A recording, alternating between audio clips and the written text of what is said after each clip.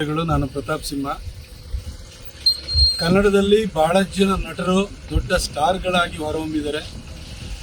ಆದರೆ cult following ಯಾರಿಗಾರಿದೆ ಅಂತ ಹೇಳಿದರೆ ಅದು Darshan, one and only Darshan ಅವರಿಗೆ ಮಾತ್ರನೇ ಆ ಥರ ಕಲ್ಟ್ ಫಾಲೋಯಿಂಗು, ಭಯಂಕರ ಹುಚ್ಚು ಅಭಿಮಾನ ಇರುವಂತಹ ಫ್ಯಾನ್ಸು ದರ್ಶನ್ ಅವರಿಗೆ ಇರುವಂಥದ್ದು.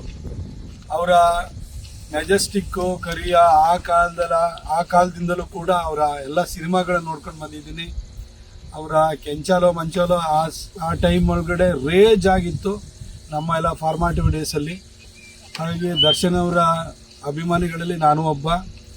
ನಮ್ಮ ಕನ್ನಡ ಚಿತ್ರರಂಗದಲ್ಲೇ ಇದ್ದು ಕನ್ನಡದ ಬೆಳವಣಿಗೆಗೆ, ನಮ್ಮ ಚಿತ್ರರಂಗದ ಬೆಳವಣಿಗೆಗೆ ದೊಡ್ಡ ಕಾಂಟ್ರಿಬ್ಯೂಷನ್ ಮಾಡಿರುವಂಥವ್ರು. ಅವರ ದಿ ಡೆವಿಲ್ ಸಿನಿಮಾ ಡಿಸೆಂಬರ್ 11ನೇ ತಾರೀಕು ಅಭಿಮಾನಿಗಳ ಒತ್ತಾಯದ ಮೇರೆಗೆ ಪ್ರದರ್ಶನವನ್ನು ಕಾಣ್ತಾ ಇದೆ. ಅದು 12ನೇ ತಾರೀಕು ರಿಲೀಸ್ ಆಗಬೇಕಿತ್ತು. ಅಭಿಮಾನಿಗಳ ಒತ್ತಾಯದ ಕಾರಣಕ್ಕೋಸ್ಕರವಾಗಿ 11ನೇ ತಾರೀಕು ಗುರುವಾರನೇ ಪ್ರದರ್ಶನವನ್ನು ಕಾಣ್ತಾ ಇದೆ.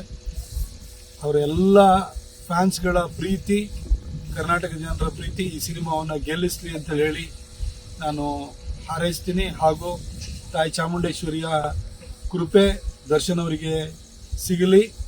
ಈ ಸಿನಿಮಾ ಅದ್ಭುತವಾದಂಥ ಯಶಸ್ಸನ್ನು ಕಾಣಲಿ ಅಂತ ಹೇಳಿ ಪ್ರಾರ್ಥಿಸ್ತೀನಿ.